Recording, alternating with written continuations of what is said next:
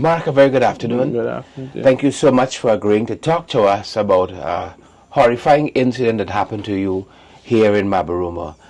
Take us back to that day when you were assaulted by law Yeah, enforcement here in Mabaruma. Talk to us about that. good afternoon. Well, I tell you all my name. My name is Mark Rankin. Mark Junior Rankin. I'm 25 years old. I'm a construction worker. Anyway, the 11th of November, me and the, I was at the airstrip bar, and I was talking. I saw something on Facebook going wrong where a police officer, right, get catch in Husoro Hotel with a little girl. So me and my next friend named Dino. Lil is in underage, an Yeah, underage girl. underage. Yeah, underage girl. Me and Dino, we was gaffing concerning that. And I don't know a police officer was behind me listening. You understand? So he was like watching me, and I asked him, man, why you watching me suffer, man? He's a criminal. He turned and said, you know me, is who? I said, no. He said he's a police officer. I said he's a police officer, man, and you never got on your uniform. You're a civilian just like me too. You understand? You never got on body camera, nothing for you know you're a police officer. You understand? So he tell me to me got mouth. The officer turned to me got mouth. Anyway, he pushed you in my pocket. He take out his cell phone. And the last word I hear he said reinforcement. Anyway, when he said reinforcement, like 5 minutes after, a white jeep pull up with police officer too. Them don't have no uniform either. No body camera, nothing. You How many understand? police officers are you Was acting? four of them. Four of them. Two of them was there first, and the two more come. Two more come with the vehicle. You understand? And the when they come now, Brown coming to me and asking me get in the vehicle. And me said no, me ain't going in the vehicle. What y'all locking me up for? What the reason y'all locking me up for? You This understand? officer Brown, was he there initially when you and your No, colleague were no, talking? no. So he came with the van. Yeah, he came after. You understand? Anyway, Brown end up go for punch me in my face, right? And my sister-in-law Grisel, she turned and said, man, I've been taking two beer very well, right? At the shop. Hold on a second.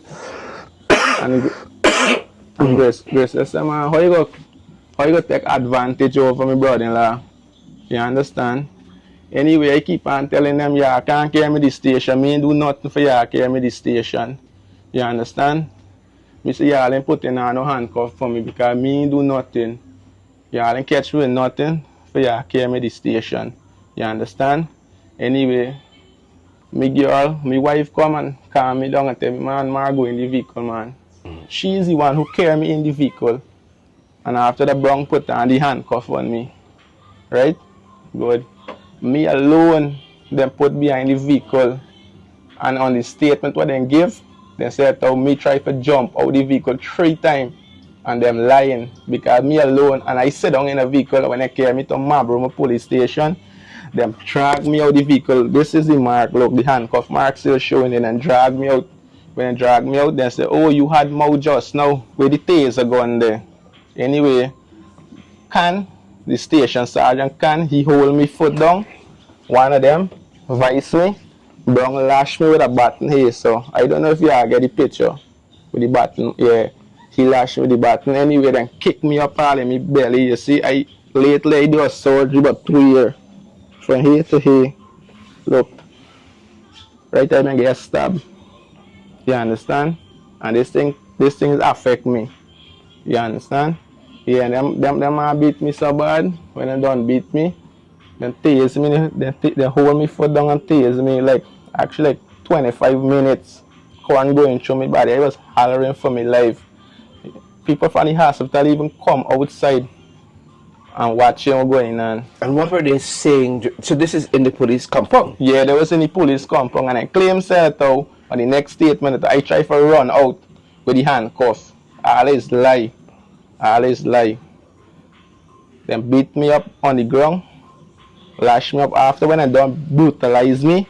They tell me to walk. I say, officer, I go walk and go to the cell. I can't walk. Anyway, three of them heist me, carry me to the cell door, and tell me to strip. I saw he go strip when you got the handcuff for me. Them and release his handcuff until now, I know. I said, how I go strip when you got the handcuff for me? Anyway, a police officer pull down my pants. And I said, man, you gotta pull down my underpants too. If you want me squat. Because they want me squat before I go in the cell. You understand? Anyway, they put me in the cell with the handcuff on me hand. When I go in the cell, he had about like 6 more prisoners went in the cell. A half an hour after, then come and release the handcuff after me hand. Half of me hand. Anyway, then said to Wednesday to I gotta go to court. I must prepare for go to court. Right? So I prepare for go to court and everything. Then say 9 o'clock is the court. So I prepare for go to court. Nobody didn't come because he marked them fresh, right? Anyway, then postpone this thing again. And my wife come, then got my wife sit down there actually from 7 to 9, sit down waiting for court. When then go tell she now that he better go court. Because I know anytime I got to court, the mark them and them thing fresh. So the magistrate go able to see. You understand? Anyway, I spent 72 hours in the lockup. I come up on $100,000 bail. When I come up on the $100,000 bail, I go at the hospital and I ask for a medical. The doctor told and tell me that I have to go back to the station and them will get me a medical and bring back the paper to he. You understand? Well, what did the medical say? Well, the medical says 2nd degree burn. I didn't get the doctor didn't show me the medical, but I tell you what happened. You understand? Well, he checked it and everything was he said 2nd degree burn. It's shock, electrical shock, and the button.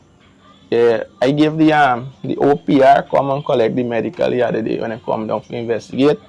Yeah, they come and collect the medical. So all I want justice because but 1 month and something. So 1 month and something I ain't working just because of my foot. Right? And now my foot healing up. What did the police charge you with? Until now, when we went to the station, right, my wife keep on telling, why is it charged? Why is it charged? Them told us that they may get no charge. They may find the charge. The charge went in the drawer and them got to go and look for the charge. Anyway, them told and tell me that two charges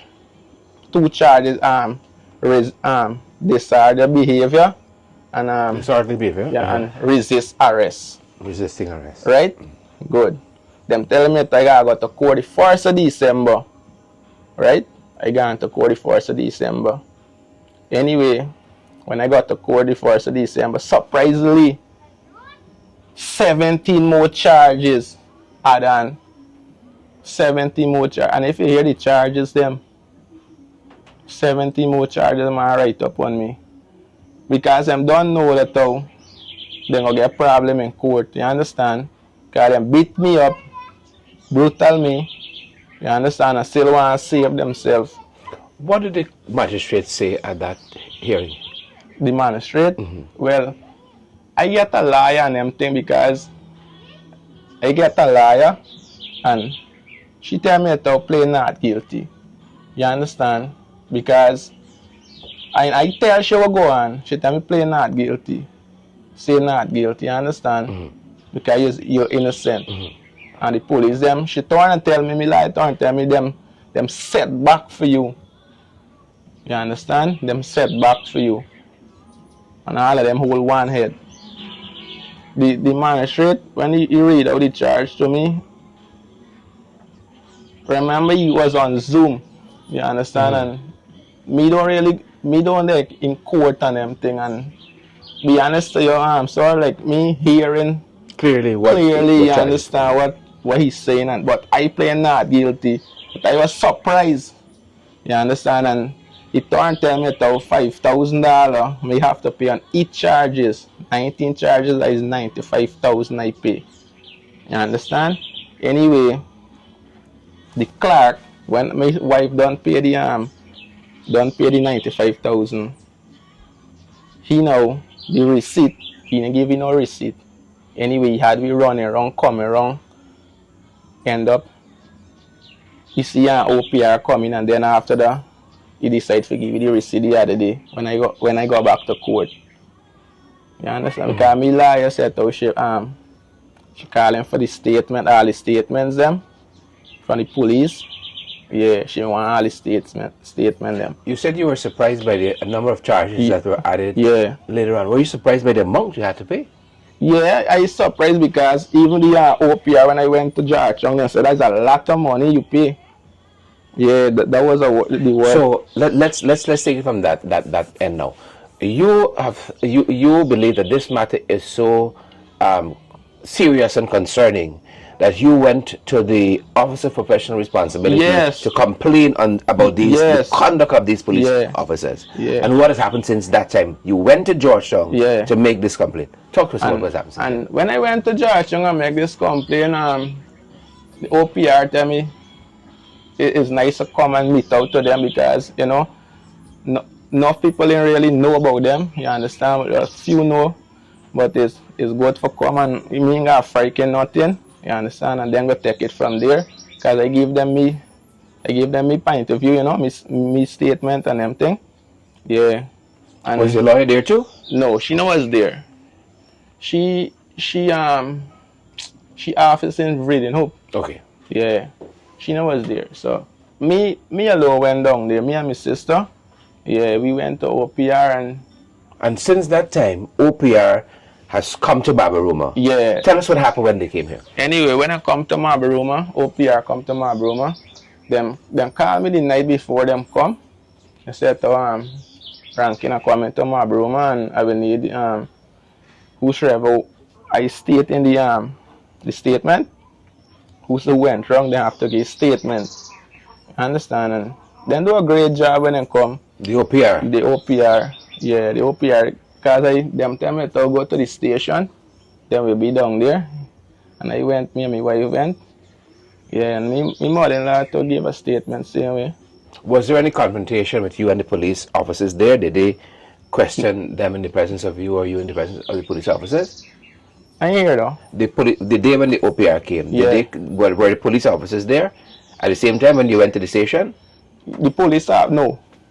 No, some was there and the setter brutalized me was not there. After when I come out of the office, the OPR office, then I saw them was sitting down. Then I went when I went in the morning. The other question I have for you, did you have a chance to see their statements that they would have written about this incident, the police officers? Yeah. You have any concern? I get all the statements from them. Because remember I said I'm a lawyer file for all the statements? Yeah, so that meaning them statements. And do you have any concerns with anything you would have read in the statements? Yes, because I'm telling me that I threaten them to kill them. I talk vulgarness, you know? Yeah, a whole heap of mix up thing, man. A whole heap of lie them telling on me. And you said earlier you're asking for justice. Yeah, I need justice plus 1 month and something so I ain't work, you understand? Just because of them. What they do to me. You understand? I got a wife, I got 3 children. You understand? And what they do to me, me ain't getting no income coming in. You understand? They left me, right now they left me hanging because every month, every quarter I gotta pay $100,000 for me lawyer. And he's beat me.